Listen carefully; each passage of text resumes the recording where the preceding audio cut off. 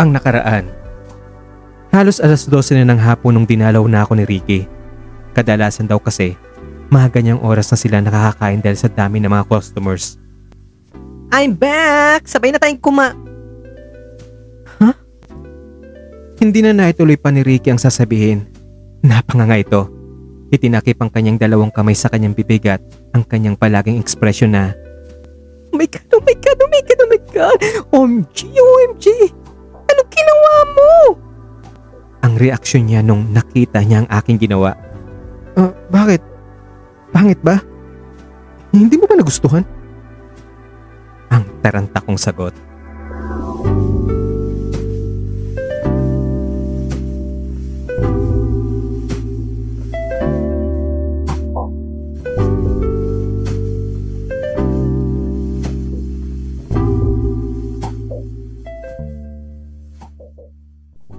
Bakit?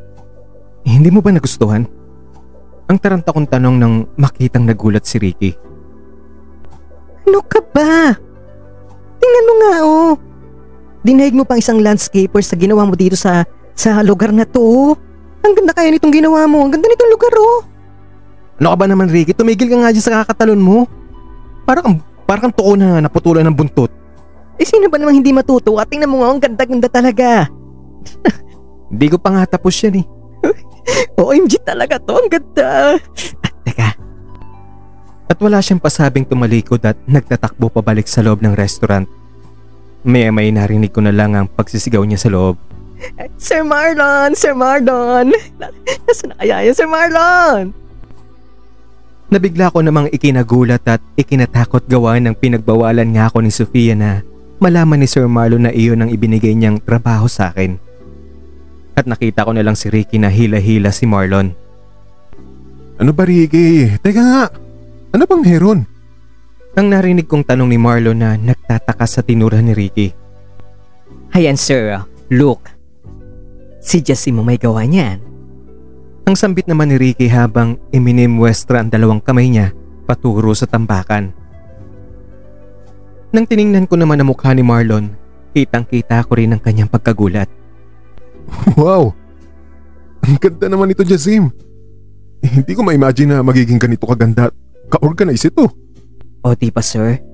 Kita niyo naman, inayos niya pa ang mga basag-basag na semento at ginawa niya itong tapakan sa pathwalk. Pati mga talahib at damo, nilinis niya din yan sir. Malinis na malinis po. Tingnan niyo. Oo nga no. This is amazing. Pero sandali lang ha. Bakit pala dito si Jazim nagtatrabaho? Ang baling niya kay Ricky. Kitang-kita ko naman ang pagkagulat ni Ricky na napangiwi ng muka at lumingon sa akin. Sir, dito po siya dito siya inano ni ano. Ang sagot niyang hindi maituloy-tuloy ang sasabihin at tila nangihingi ng tulong sa akin na tugtungan ko ang kanyang sasabihin.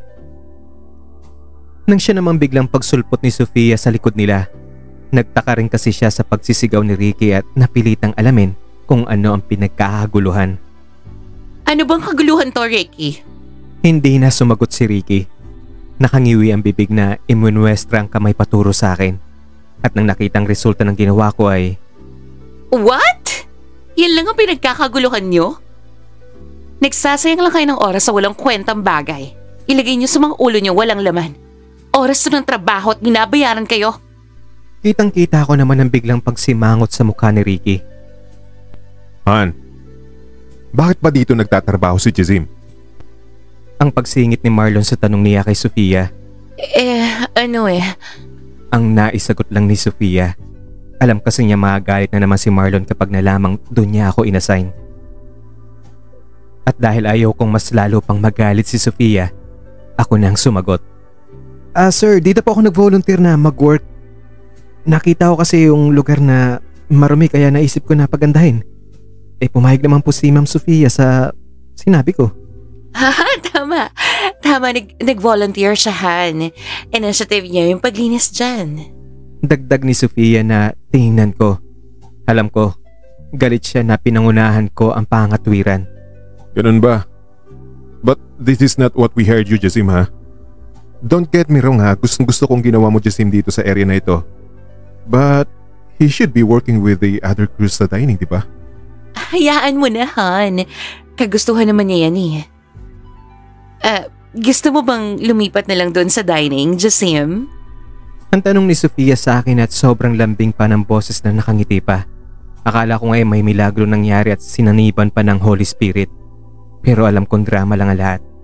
Puro kaplastikan lang ang pinapakita niya para isipin ni Marlon na sweet talaga siya sa akin.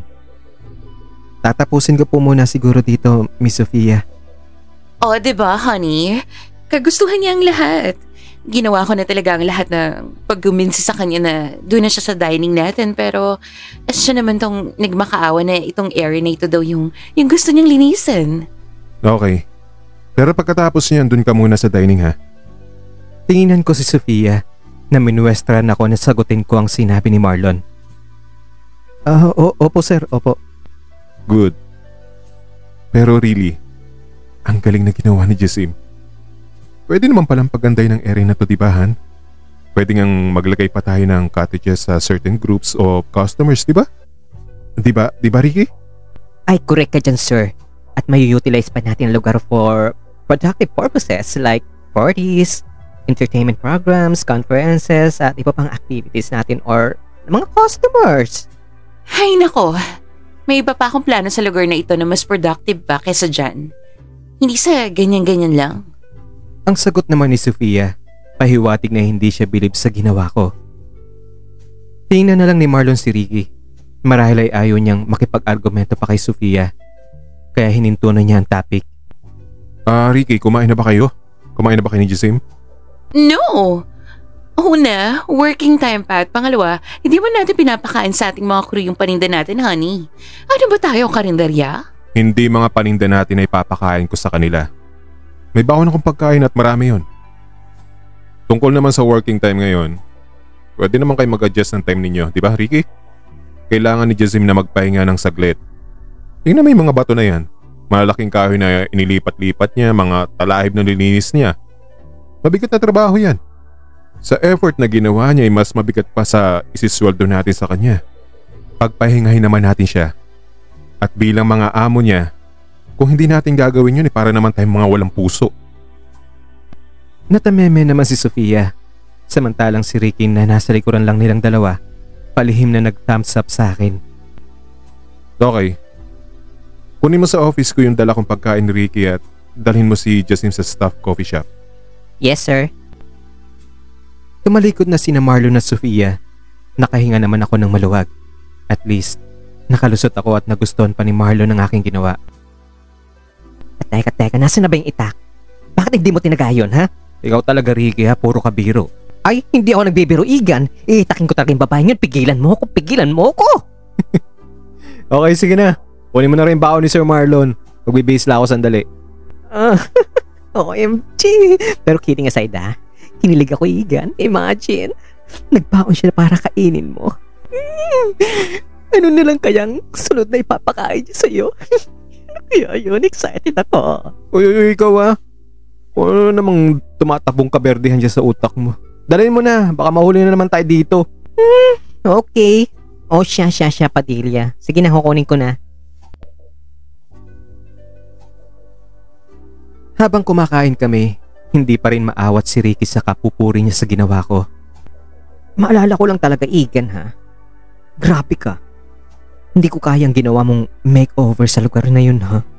Alam mo pa, ang professional na landscaper talaga ang ganda na ginawa mo. The best. Bongga. Alam mo ang OA mo, hindi naman ganun kagandang ginawa ko eh. OA ka lang talaga. Walang etchos, totoo yun. Kaya pagkatapos mo doon, ha, i-landscape mo na rin ang mukha ni Sofia. Kasi lahat ng dumi at kalat kasi ng lugar na iyon, galing talaga sa mukha ng babaeng yun. Kung talaga, Ricky, sige kapag may nakarinig talaga sa'yo, yari ka dun. Ay, Kiber. At saka ikaw, ha?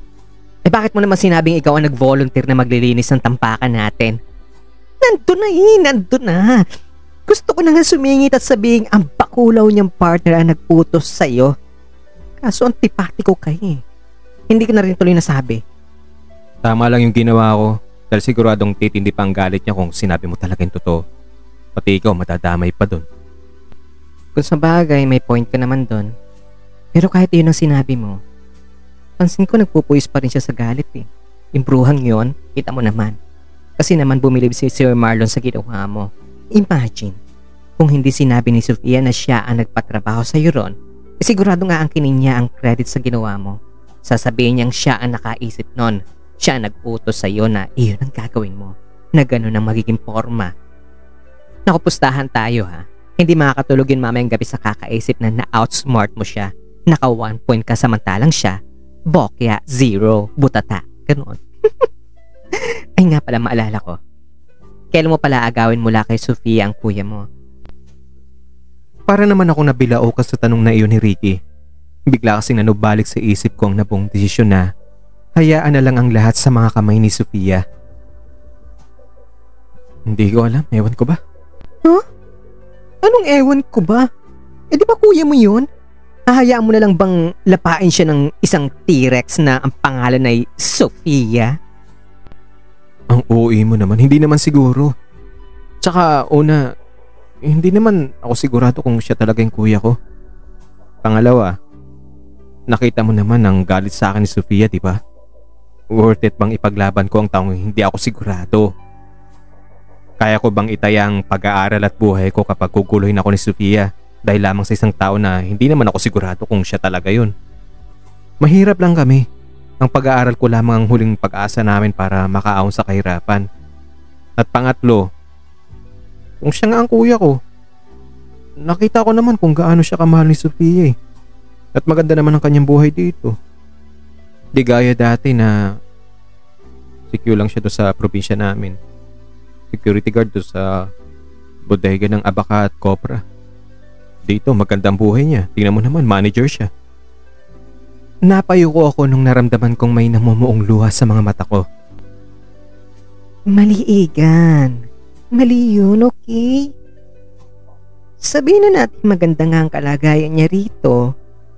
Pero hindi naman tamang hayaan mo na lang na lamunin ni Sofia at ang kinin ng pagkatao at kaluluwa niya. May karapatan ang kuya mong malaman ang katotohanan. Kung hindi gusto ni Sofia na manumbalik ang alaala ni Sir Marlon, iyan ay dahil may pansariling interes si Sofia. Pero di ba mali yun? She's taking advantage of your kuya. Napapa-English tuloy ako. Okay, ikaw ba kapag nasa kalagayan ka ng kuya mo, hayaan mong tapakan ng pagkatao mo? Kapag siya nga ang kuya mo at manumbalik ang kanyang alaala, hindi kaya siya magtampo sa'yo kapag nalaman niya na hindi mo siya pinaglaban. Tandaan mo, minsan masakit, masaklap at mapait ang katotohanan pero sabi rin nila, the truth will set you free. Panindigan mo ang katotohanan, Egan. Iyan ang magpapalaya sa'yo. Napaisip ako sa sinabing iyon ni Ricky. Pero hindi rin naman kasi totoong kuya ko si James kung siya nga si Marlon. Ang ipinaglaban ko ay hindi katotohanan, kundi isang pag-ibig na hindi rin sigurado kung kayang tumbasan ng taong aking ipaglalaban. Pero sa kabilang banda, ang katotohanang umiibig ako sa kanya at ang katotohanang may nangyari sa aming nakaraan ay maaari ring iyan ang aking ipaglaban. Ewan ko, Ricky. Sa totoo lang nagugulan talaga ako. Alam mo, may sasabihin ako sa iyo ha. Kami mga tauhan ni Sir Marlon, napapansin sa kanya na may time na lungkot siya. Minsan naupo yan sa isa sa mga upuan ng customer at malayong tingin, malalim ang iniisip, tulala. Siguro lungkot na siya sa buhay niya na walang pamilya na masasabing sa kanya yung totoong pamilya niya. Ganun ba? Oo, Egan. Lagi namin nakikita yan. Kung ako sa'yo, ituloy mong bawiin siya. Tutulungan kita. Kahit sang lupalob ka man mapadpad, sasamahan kita. Kaya naman kahirapan danasin mo, makikibahagi ako sa hirap na yan. Basta tutulungan ko kayo. Tutulungan kita. Sigurado ka? Pati ikaw matadamay niyan kung itutuloy ko to. Hindi ba pa nga ako ganyang kakilala, kaya mo magsakripisyo? Magpakahirap ng dahil lang sa akin? Gagawin mo yun? Why not, Coconut? Kasi naniniwala akong mabait kang tao, Egan. Dahil alam kong kailangan mo ng kakampi at tulong. Dahil nakita kong karapat dapat kang tulungan. At higit sa lahat, Igan, cute ka. At ang mga cute na katulad mo ay narapat na tulungan ng mga cute din na tulad ko. Aba, sino pa ba magtutulungan kundi tayo mga cute, di ba? Hoy, ikaw umamin ka nga. May hidden agenda ka ba, ha? Well, hoping lang na malay mo, mahulog ang loob mo sa akin, Igan. Binitawan ko na lang isang pilit ng ngiti. Napipick up kasi ng utak ko yung salitang mahuhulog ang loob. Biglang sumagis sa isip ko si James. Binitawan kong isang malalim na buntong hininga. Ay, sana nga pwede kong kalimutan siya at ibaling sa ibang aking nararamdaman. O ikaw biro lang yun. Baka naman seryosohin mo. Alam ko yun. Nalulungkot lang kasi akong may mahal na ako. Pero malayo siya sa akin at hindi ko na siya maabot pa. Ay, magandang topic yan. Sige, makikinig ako. Sige lang, go. Pero hindi pa ako handa na sabihin sa'yo eh. Medyo matugo ang kwento namin. Ay, hindi ako takot sa dugo. Kaya ko yan, baby. Go, go, go. Splok mo na yan. Talk show mo na. Siguro sa ibang araw na lang. Okay, fine. Hindi naman niya ako kinulit pa. Pero iginit niya sa akin na huwag akong sumuko kay Sir Marlon. At kahit anong mangyari, tutulungan daw niya ako. Tumango lang ako bagamat sa isip ko, final na ang desisyon ko na mag-resign sa MCJ restaurant. Base sa aming napagkasunduan, alas 7 ng gabi ay dapat nandun na ako sa resto bar. Videoke bar pala ang nasa taas nun. Iyong i-assign ka ng private room kasamang iyong mga kabarkado o katropa. Pwede rin magsama ng mga babae o lalaki. Depende sa gusto ng customer. Nang nakapasok na ako ay sinalubong ako ng isang crew. Tinanong ako nito kung may kasama daw ako at sinabi ko naman ang totoo na meron akong hinihintay.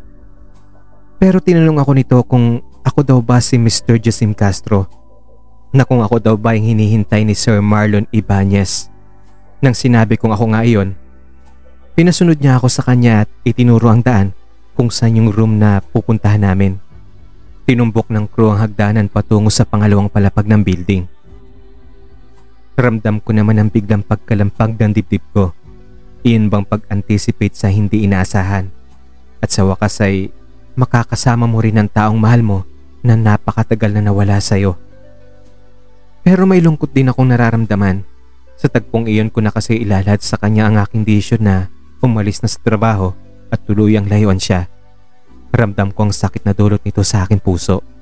Pero ang nasabi ko na lang ay, bahala na. Nang nakarating na kami sa pintuan ng mismong kwarto at binuksan na ng crew ang pinto, laking pagkamangha ko naman sa nasaksihan. Hindi lang napakaganda ng kwarto. Nakahileran na rin ang mga masasarap na pagkain na hindi ko na alam ang mga pangalan. At may isang bote ng wine pa na nakalagay sa bucket na puno ng ice. Sa tingin ko'y mamahali ng wine na iyon. Tumayo si Marlon. Surprise! Hindi kaagad ako nakasagot. Iyon bang pakiramdam na sobrang kilig at natulala na lang ako sa kanya. Pasensya na po kayo sir. Nalate pala ako. Hindi ka pa naman late ah. Eksaktong 7 PM ka nang dumating, di ba? At saka sinadya ko talagang mauna. Sige po sir. Bakit naman po ang daming pagkain dito? Gutom na gutom ako eh. Dito mo pa talaga ako dinala. Pwede naman pong sa ibaba na lang sir eh. Nakakaya naman po. Ito naman no. Gusto ko kasi ng privacy. Ayokong may makakita at may istorbo sa ating pag-uusap. O bakit? Ayaw mo ba? Okay lang po sa akin sir. Magiging choosy pa ba ako sir? O yun naman pala eh. At least dito, kahit magsisigaw pa tayo, kakanta ng wala sa tono, wala magreklamo. Ito na naman ang puso ko, nagsisimula na naman. Tumahimik ka nga dyan, tumigil ka. Nakakabighani kasi ang forma niya. Naka-t-shirt na itim na may stripe na dilaw. Bakat na bakat ang kanyang matipunong dibdib at biceps. Naka-faded na straight cut na maong na bakat din ng malalaking hita. At nandun pa rin ang makinis at nakakaakit na mukha niya. Ang pamatay ng ngiti, ang mga matang nahungusap, ang mapupulang mga labi, at mapuputi at pantay na mga ngipin. Mistulan akong lumulutang sa mga ulap sa langit. Pero pilit kong iwinaglit ang mga iyon sa utak ko. Higinit ko sa isip ko ang mga nabuong desisyon at dapat ay masabi ko na kagad iyon para malaman na niya habang maaga pa. Sir, may sasabihin po ako sa inyo. Sige, pero mamaya na yan. Pwede ako muna. May surprise ako sa'yo. Natuwa kasi ako sa ginawa mo sa pagpapaganda sa lugar na tampakan ng mga basura. Hindi ko akalain na sa isang iglap lang ay mapapaganda mo ang lugar na iyon. Iyon nga mga tagalinis namin doon. Tagaputol ang mga talahib hanggang sa pagputol lang sila at pagkatapos, iyon na lang. Hindi ka tulad ng ginawa mo. Inayos mo ang lugar, pinaganda. Basta, iyon. Isang taong may pagmamahal sa kanyang trabaho lamang ang makakagawa sa ginawa mo. Kaya hangang-hanga ako sa iyo, Jazim. Kaya, eto. Para sa ito. Iniabot niya sa akin ang isang maliit na box na may pulang ribbon pa. Regalo po? Oo. Buksan mo. Sana magustuhan mo. Excited sa kung ano man ang laman noon. Dali-dali kong sinimulang buksan iyon. Nasa kalagitnaan na ako ng pagtanggal ng wrapper nang tumunog na naman ang isang kantang galing sa videoke. Napatingin ako sa kanya. Hinawakan niya ang mikropono at lalo pa akong nabigla nang tumugtog na ang kanta at nakatingin siya sa akin. You're my peace of mind in this crazy world. You're everything I try to find. Your love is a pearl. You're my Mona Lisa. You're my rainbow skies. And my only prayer is that you realize. Imbis na ituloy ko pa ang pagbubukas ng regalo niya, napatunganga na lang akong nakatitig sa kanya. Nanumbalik sa isip ko ang huling sandaling inihatid ko si James sa bus station at iyon din ang kinanta niya sa akin. Sariwa pa sa isip ko ang ligaya, pero masaklap na sandaling iniwan niya ako at hindi ko na malayang dumadaloy na pala mga luha ko. Yumuko na lang ako. Ayaw kong mapansin niya ang aking pag-iyak. Kaya lihim kong pinahid na lang ang mga luha ko. Muling iginit ko sa aking isip na iba siya, na hindi siya si James, na masisira lamang ang buhay niya at buhay ko kapag ipinilit kong ang sarili kong isingit sa kanya. Dahil masaya na ang buhay niya kay Sofia at ako, gagraduate na ng college, maghahanap ng trabaho at magsisimula ng panibagong yugto sa buhay ko. Oh, buksan mo na yung regalo ko. Ang masayang sambit niya. Hindi ko na malaya na tapos na pala ang kanta at nanatili ako nakatunganga sa kanya. Tila binuhusan din ako ng malamig na tubig sa pagkarinig ko sa utos niya. Oo nga pala, nakalimutan ko. Tuluyan ko nang binuksan ang regalo. Nang nabuksan ko na iyon, tumambad sa aking paningin ang isang gold bracelet na may pangalan pang nakaukit. Jazim. Wow! Ganda naman ito! Ngayon ako nagkaroon ng gold na alahas at may pangalan ko pa talaga. Ano? Nagustuhan mo ba? Opo.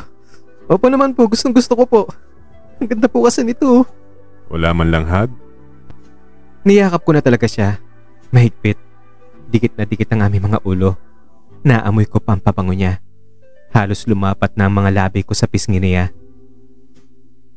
Sinuklian din niyang mahigpit kong yakap. At doon na hindi ko na napigilan ng sariling hindi mapagulgol. Naalala ko kasi ang pagyakap ko kay James sa huling tagpo namin bago siya pumasok sa loob ng bus. Bigla siyang kumala sa pagkakayakap ko. Bakit ka umiiyak? Wala po, sir. May naalala lang po ako. Pero wala po to. Ng kuya mo ba? Opo. Naalala ko po siya. Oo nga pala. Ano nga palang sasabihin mo sana sa akin kanina? Bigla rin ako napahinto sa kanyang tanong. Parang hindi ko na kasi alam ang aking gagawin. May nararamdaman akong takot kay Sofia. Pero may awang nararamdaman din ako sa kanya. At syempre, may nararamdaman din akong awa sa sarili ko. Iniisip na kung ipupursigi ko pa ang pagpapaalala sa kanya tungkol kay James na maaring hindi rin naman siya. Magugulo ang kanya-kanyang magandang setup na sana sa aming mga buhay. Ako bilang graduating student at siya sa masaganang buhay sa piling ni Sofia. Ano na? Bakit hindi ka makasagot? Ano ba yung sasabihin mo sa akin? Sir. Effective tomorrow, hindi na po ako magre-report sa restaurant nyo. Magre-resign na po ako. Ganun ba? Iiwan mo na pala ako. Para namang hinataw ng isang matigas na bagay ang ulo ko sa kanyang naging reaksyon. Hindi ko kasi akalain na may epekto iyon sa kanya. Hindi naman po sa iiwan po kay sir. Pupunta pa rin naman po ako sa MCJ restaurant at doon ako kakain paminsan-minsan. Ang nasabi ko na lang pagamat ang plano ko ay hindi na talaga magpapakita pa ron pagkatapos ng lahat. Ayoko nang makita pa ni Sofia at ayoko na rin siyang makita pa. Alam mo, Jazim, sasabihin ko sa iyo ang totoo. Nahihirapan kasi ako sa kalagayan ko. Ewan ko kung alam mo ng kwento ko, ha? Alam kong alam na maraming empleyado ng MCJ restaurant ito at siguro naikwento na nito sa iyo ni Ricky. Hindi ko na maalala pang mga nakaraan ko. Nung sinabi mong may nawawala kang kuya at kamukhang kamukha ko siya. Alam mo bang natuwa talaga ako? Kasi parang may tanong kagad sa isip ko na wow, baka nga ako yun. Baka ako nga yung kuya mo. Kaya simula noon, palagi na kitang hinahanap. Parang nasasabik ako na makita ka. Nasasabik sa posibilidad na kapatid nga kita. Di ba kinanta ko kanina yung Beautiful in My Eyes? Dahil yan ang sinabi mong kinanta ng kuya mo bago kanya iniwan, di ba? Parang gusto ko lang kantahin sa iyo yun. Pinag-aralan ko talagang kantahin yun. Nangangarap na baka ako nga talaga yung kuya mong nawawala. At isa pa, hindi ko maintindihan kung bakit ang gaan ng loob ko sa iyo. Natandaan mo nung una kitang makita, yung nasagi ko ang tray ng pagkain mo. Yung araw na yun, ang lakas talaga ng kalampag ng puso ko. Pero hindi ko talaga alam kung bakit. Para akong napilaukan sa aking narinig, hindi na ako nakapagsalita. Ramdam na ramdam ko ang kanyang pangungulila. Alam ko ang pakiramdam na yon dahil naranasan ko rin yun sa kanya. Hindi ko tuloy maiwasang hindi makaramdam na matinding pagkaawa sa kanya. Ang hirap ng kalagayan ko, Jasim, kung alam mo lang. Oo, may pangalan ako, may trabaho. May mga dokumentong nagpapatunay na ako nga si Marlon Ibanez. Pero alam ko rin na itong katauhang ito ay hindi ang tunay kong ako. Hindi ko rin alam kung alin sa mga sinasabi ni Sofia ang totoo. Nahihirapan din ako umalis sa poder ni Sofia dahil wala naman akong ibang patutunguhan. Wala akong ibang pupuntahan. Wala akong ibang kakilala. Nakikita mo may maganda akong trabaho. May magandang sweldo, may bahay, may sasakyan. May pamilya at nagmamahal. Pero nakakasakal din eh. Nasasakal ako sa mga ginagawa nila, lalo na si Sofia. Kapag nag-iisa lang ako, nababalot ang isip ko na maraming katanungan. Sino pa talaga ako? Sino ang tunay kong pamilya? Ano ang tunay kong pangalan? Nasaan ang mga tao nagmamahal sa akin? Kaya nung nakita mo ako, tuwan-tuwa talaga ako na baka nga ako yung kuya mo. Parang gusto ko lang ipagsigawan sa'yo na ako nga ang kuya mo. At iyan ang dahilan kung bakit. Hindi niya na ituloy ang sasabihin para siya nag-aalangan. Bakit? Anong dahilan? Na inutusan ko si Ricky na hanapin ka na hikayatin ka na mag-apply sa MCJ restaurant. Nabigla ako sa kanyang sinabi. Para bang lalo pa akong naawa sa kanya. Hindi ko akalain na uutusan talaga niya si Ricky na kumbinsin akong mag-apply sa kanila. Sorry. Ako nagplano ng lahat. Kaya pinanindigan ko talaga na kunin ka. Hindi ako nakakibo. Hindi ko alam kung ano ang aking sasabihin. Nakita ko na lang ang pagpahid niya ng luha sa kanya pisngi. Okay lang po yun, hindi po ako galit. Hindi po ako galit sa ginawa niyo. Maraming salamat. Ako nga po dapat na magpasalamat sa inyo eh. Kaya sana, huwag ka nang umalis. Huwag mo kong iwan. Ganito na lang. Kung halimbawa bang ako ang kuya mo, hahayaan mo bang manatili ako sa ganitong sitwasyon? Ayaw mo bang manumbalik ang alaala ko at magkasama tayo bilang magkuya kasamang pamilya natin? Ayaw mo ba akong tulungan? Paano kung ako nga ang kuya mo at na-stroke ang nanay natin? Hahayaan mo na lang ba na hindi ko siya makita? Na hindi ko siya nakikita? Hahayaan mo bang hindi niya ako nasisilayan? Paano naman po kung hindi pala kayo ang kuya ko? Iyan ba ang dahilan kung bakit ayaw mo akong tulungan? Dahil nagsinungaling ka? O dahil hindi ka siguradong ako nga ang kuya mo? Ayaw mo ba ako maging kuya, ha? Kahit hindi mo ako totoong kuya. Pwede pa rin naman kuyang itawag mo sa akin, di ba? Pwede pa rin namang ikaw ang bunso ko kahit hindi naman totoo yun. Di ba? Pakiramdam ko kasi wala akong pamilya eh. Pakiramdam ko ikaw yung taong hindi ko kayang bitawan o iwanan. Pinahid ko na rin ang sarili kong luha. Sobrang awa ang naramdaman ko para sa kanya at nakonsensya sa naging desisyon ko at sa mga binitawan niyang salita. Para kasing gusto ko na rin siya maging kuya. Hinawakan ko ang kanyang kamay. Nandiyan naman si Ma'am Sofia, di ba? Pero hindi ko naman siya totoong pamilya, Jazim. Oo, nariyan siya. Tumutulong sa akin. Pero may kapalit ng lahat. Alam mo na siguro kung anong kailangan niya sa akin, di ba? Ang puso ko.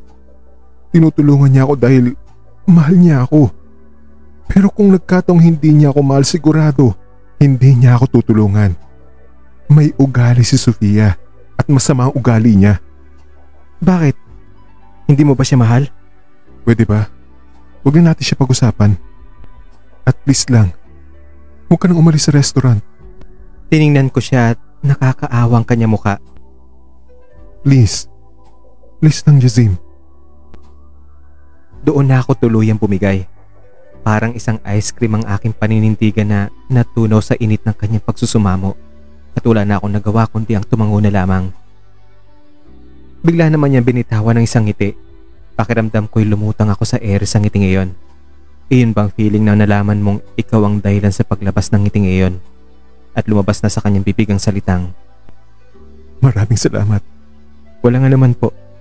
At saka, pwede ba, kuya mo na rin ako? Nalalo ko pang ikinatuwa. Tumanguli ako at sa pagkakataong iyon ay hindi ko na nakontrol ang sarili ko. Niyakap ko siya ng mahigpit. Nagyakapan kami. Ramdam ko ang kanyang kasabikan at nagtagal kami sa ganong posisyon.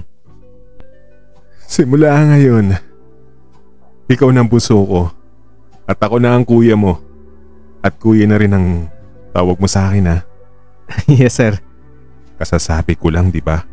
Kuya. Opo. Opo, kuya. Yan, ganyan. Ang sarap pakinggan. Ang sarap sa pakiramdam. Bago tayo magkalimutan ano, magkikwento na lang ba tayo dito? Kain na tayo. Grabe. Ang dami naman po pagkain ito. Siyempre. Espesyal sa akin ang kadate ko ngayon eh. Para naman akong lumutang sa langit sa narinig ko.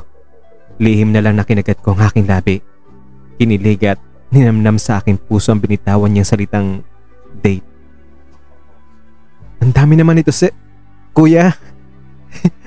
Paano naman natin ito mauupos? Problema ba yan? Ipabalot natin. Ibigay mo sa mga kasama mo sa boarding house. Bigyan mo rin si Ricky.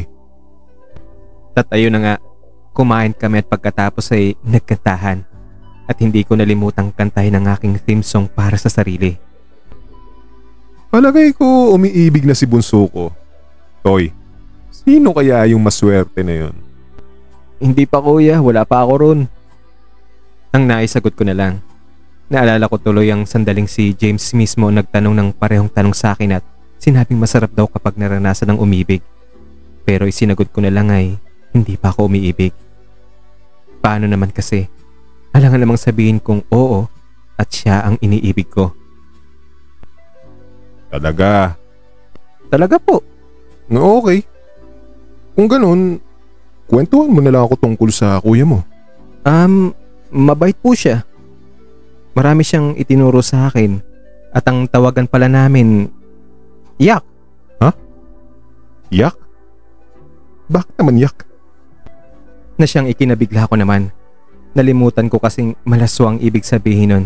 Kasi nga, hindi rin naman talaga kasi kami magkapatid ni James. Biroon lang namin yun. Parang,